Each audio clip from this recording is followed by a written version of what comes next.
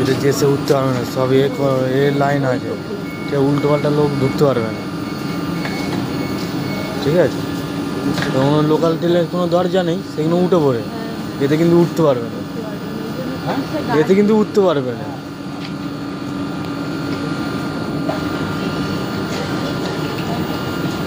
তুমি বসেও খালিতে আসতে পারবে, যে জাম হবে ওই জাম ধরার সিন নেই, ঠিক আছে?